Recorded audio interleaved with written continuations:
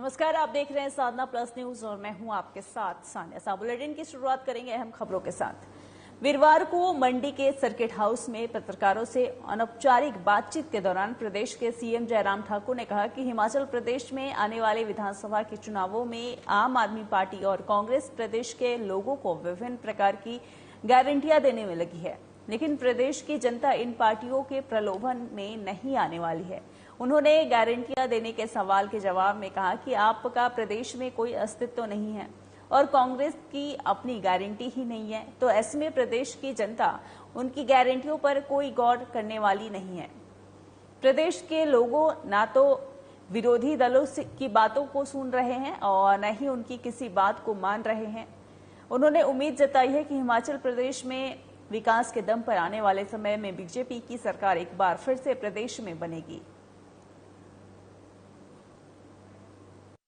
तो हिमाचल प्रदेश के प्रगति के 75 वर्ष के कार्यक्रम हो रहे हैं, उसके तहत हम सरपुर विधानसभा क्षेत्र में आज और वहाँ बहुत सारे डेवलपमेंटल प्रोजेक्ट उनके इनॉग्रेशन है, फाउंडेशन मेरे साथ। सर, कल मंडी में ही केजरीवाल के जो है वो नई गारंटी जो है लॉन्च करने वाली है और कल उन्होंने ओपीएस को लेकर उनके पक्ष में भी कहा कि बहाल होनी चाहिए, उसको लेकर आपका क्या कहना है?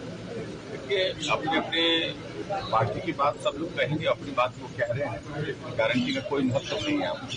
हिमाचल प्रदेश में इस प्रकार की गारंटी देने की दोनों पार्टियां ये बात कर रही हैं, चाहे वो आम आदमी पार्टी है चाहे कांग्रेस पार्टी है, ना लोग इनको गंभीरता से सुन रहे हैं, ना ही गंभीरता से इनको मान रहे हैं। इसलिए कुल मिलाकर के मुझे रिवाल सर से सीबीआई के पद पर जो अधिकारी थे उनके आत्महत्या पर आम आदमी पार्टी लगातार भाजपा सरकार को कोसी है, और क्या जवाब है कि इस बात को राजनीतिक दृष्टि से नहीं देखना चाहिए। सारे मामले को लेकर के जांच का विषय है, वो जांच निष्पक्ष रूप से होगी, निश्चित रूप से होगी, और इसके अलावा मुझे इस बारे में कुछ नहीं कहना है। राजनीतिक दृष्टि से सारी चीज को जिस तरह का वो शेप देने की कोशिश कर रहे हैं। तो मुख्यमंत्री जयराम ठाकुर ने आज मंडी जिले के धर्मपुर विधानसभा क्षेत्र के 1 दिवसीय दौरे के दौरान सिद्धपुर और चोलथरा में लगभग 980 करोड़ रुपए की 92 विकासात्मक परियोजनाओं के लोकार्पण और शिलान्यास किए हैं। और सिद्धपुर में एक विशाल जनसभा को संबोधित करते हुए सीएम ने कहा कि केंद्र और प्रदेश में डबल इंजन की सरकारें हिमाचल को तेजी से प्रगति के पथ पर अग्रसर कर रही है। उन्होंने कहा कि प्रधानमंत्री नरेंद्र मोदी ने भारत की आजादी के 75वें वर्ष को आजादी का अमृत महोत्सव के रूप में मनाने का फैसला किया है और यह एक संयोग है कि हिमाचल प्रदेश भी अपने अस्तित्व में 75वें वर्ष में प्रवेश कर चुका है। वहीं सीएम ने कहा कि प्रधानमंत्री नरेंद्र मोदी की उदारता से हिमाचल को बहुत लाभ हुआ है। धर्मपुर विधानसभा क्षेत्र के विकास का जिक्र करते हुए सीएम ने कहा कि 32 वर्षों से इस क्षेत्र का प्रतिनिधित्व एक ऐसा नेता कर रहे हैं जो सदैव विकास और जन कल्याण को समर्पित रहते हैं। इस अवसर पर प्रधानमंत्री ने धर्मपुर में विद्युत बोर्ड का विस्तृत कार्यालय, सिविल जज न्यायालय, अग्निशमन केंद्र और कामगार कल्याण बोर्ड का उप कार्यालय खोलने की घोषणा की है। इससे पहले मुख्यमंत्री ने करोड़ों रुपए की परियोजनाओं की आधारशिलाएं भी रखी। इस अवसर पर जल शक्ति मंत्री महेंद्र सिंह, केंद्रीय मंत्री अनुराग ठाकुर और अन्य गणमान्य व्यक्ति मौजूद थे। मैं मातृशक्ति को प्रणाम करता हूं, सभी भाई बहनों को यहाँ पर प्रणाम करता हूं। आज के इस कार्यक्रम के आयोजन के लिए सफलतम कार्यक्रम, जिसको मैं कह सकता हूं बहुत जोश भरा कार्यक्रम, जनों भरा कार्यक्रम आप सबने यहाँ पर किया। उसके लिए आप सबको जो आयोजन के लिए सारे साथी यहाँ पर लगे, उसके लिए मैं शासन के अधिकारियों को भी और पार्टी के साथियों को भी बहुत बहुत बधाई देता हूं। अभी यहाँ आने से पहले हम एक रस्म हमने उद्घाटन और शिलान्यास की है और मैं सोच रहा हूं उस पर बोलूं कि ना बोलना छोड़ देता। अभी एक जगह और जाना है जहां पर और उद्घाटन और शिलान्यास होने हैं। अगर दोनों जगह को हम मिलाएं तो दोनों जगह में कुल मिलाकर के 50 शिलान्यास है और 42 जो है वो उद्घाटन है। मिलाकर के 92 उद्घाटन और शिलान्यास जहां पर हो रहे हैं हुआ है। उद्घाटन के लिए जो शिलान्यास के लिए खर्च करने के लिए आने वाले समय में उसको पूरा करने के लिए होगा, तो वो राशि 980 करोड़ रुपए है। कुछ लोगों ने अभी भी ताली नहीं लगाई।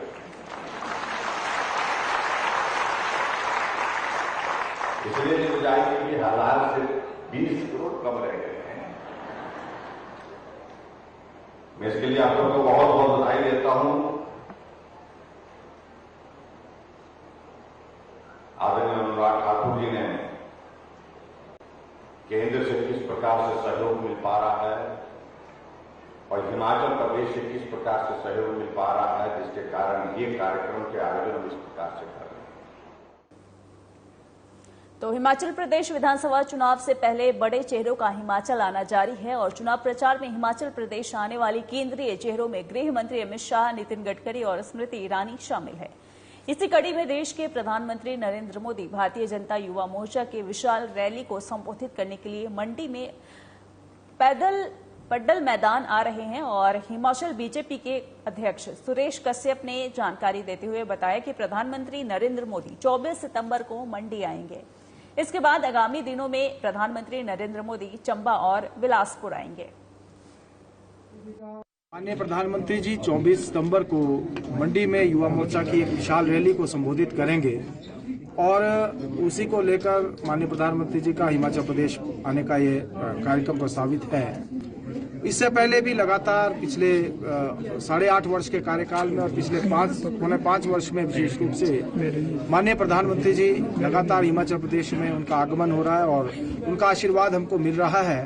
अभी जो है केंद्र सरकार के 8 वर्ष पूरे होने के उपलक्ष्य में भी शिमला में उनका आगमन हुआ और प्रदेश सरकार के 4 वर्ष पूरे होने के उपलक्ष्य में भी मंडी में उनका आगमन हुआ। इसके बाद तुरंत ही जो हमारा एम्स बिलासपुर है उसका उद्घाटन का कार्यक्रम और उसमें भी तो तिब्बतियों के सर्वोच्च धर्मगुरु ढलाई लामा हाल ही में लेह लद्दाख का दौरा कर लौटे हैं और ढलाई लामा के लद्दाख दौरे का अपना महत्व है। निर्वासित तिब्बत सरकार के सांसद दावा छेडिंग ने कहा कि चीन कहता है कि लद्दाख उसका है।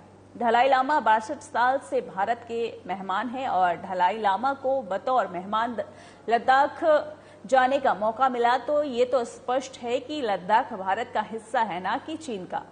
लद्दाख के लोग भारतीय लोकतांत्रिक व्यवस्था को अपनाए हुए हैं और ना कि चीन की। दावा छेडिंग ने कहा कि चीन द्वारा ढलाई लामा को बदनाम करने का प्रयास किया जाता है और जबकि भारत के लिए दलाई लामा का अपना महत्व है। उन्होंने कहा कि शांति के लिए अपने धर्म के साथ दूसरे के धर्म का भी आदर करना चाहिए।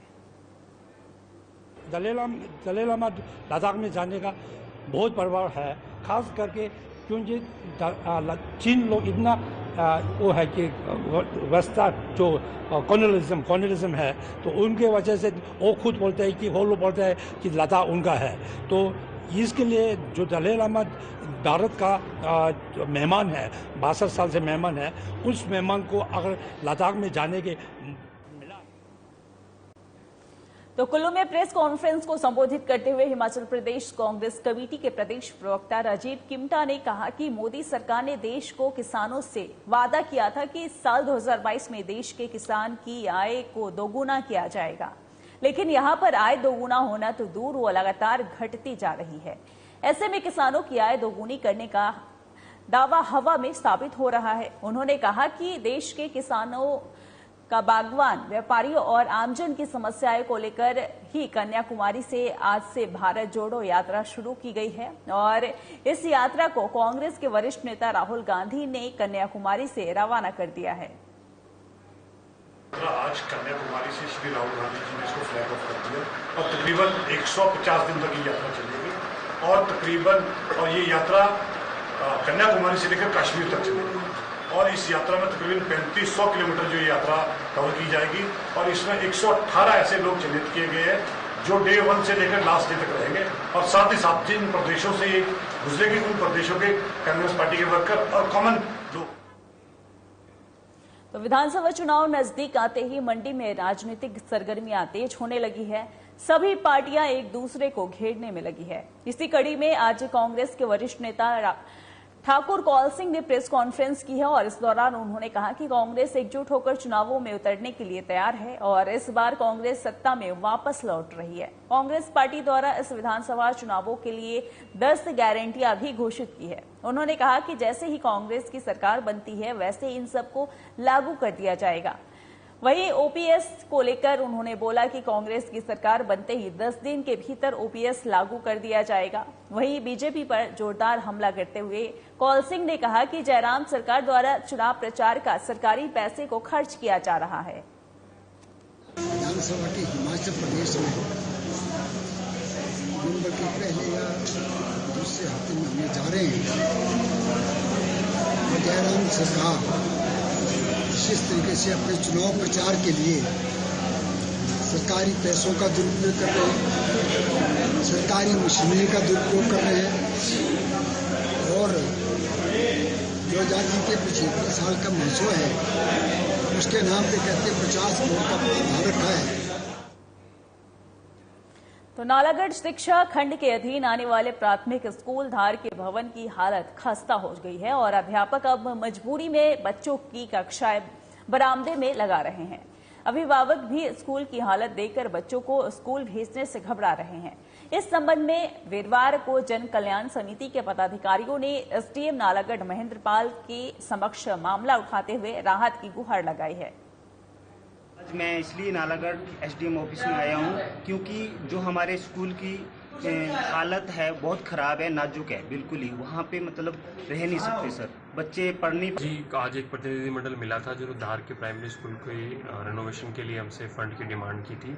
तो उन्होंने कहा कि स्कूल की थोड़ी हालत जो है जीर्ण शीर्ण अवस्था में है, तो हमने इसकी प्रॉपर चेकअप के लिए पीडब्ल्यूडी के मैक्सिन साहब से रिक्वेस्ट की है कि इसका एसडीएम साहब को जो हमने विज्ञापन सौंपा है आज, ये जो हमारा प्राइमरी स्कूल था 2016 से इसकी कार्रवाई चली थी मगर उसके ऊपर कोई कार्रवाई नहीं हो रही है। अभी एसडीएम साहब ने हमें जो टाइम दिया है वो तकरीबन 14 तारीख का हमें पता लगा है कि 14 तारीख। तो नगर निगम सोलन के कार्यकारी मेयर राजीव गौड़ा ने प्रदेश सरकार पर आरोप लगाए हैं कि सोलन नगर निगम के नए जुड़े ग्रामीण क्षेत्रों के लोगों को प्रदेश सरकार ने पानी को लेकर ठगा है। उन्होंने कहा है कि ग्रामीण क्षेत्रों में प्रदेश सरकार मुफ्त पानी दे रही है, वहीं ग्रामीण क्षेत्रों से नगर निगम में जुड़े लोगों को पानी का बिल देना पड़ेगा। ग्रामीण क्षेत्र के लोग जब नगर निगम में आए वो अपनी मर्जी के बिना उन्हें जबरदस्ती लाया गया, उन्हें नगर निगम का हिस्सा बनाया गया। उसमें ग्रामीण क्षेत्र के लोगों ने उस समय भी रोष व्यक्त किया था। आज आपने उनके जख्म पे नमक लगाने का काम किया है। जो ग्रामीण तो जिला सिरमौर के अंडर 19 छात्रों का जिला स्तरीय खेलकूद प्रतियोगिता का समापन समारोह राजकीय वरिष्ठ माध्यमिक पाठशाला ददाहू के प्रांगण में हुआ और जिसमें 18 स्कूलों के 225 छात्रों ने भाग लिया।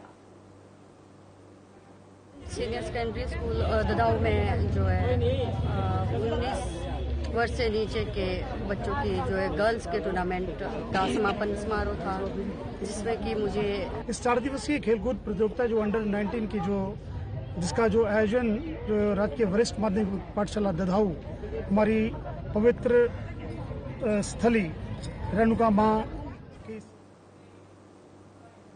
तो फिलहाल के लिए इस बुलेटिन में इतना ही। बने रहे हमारे साथ। नमस्कार।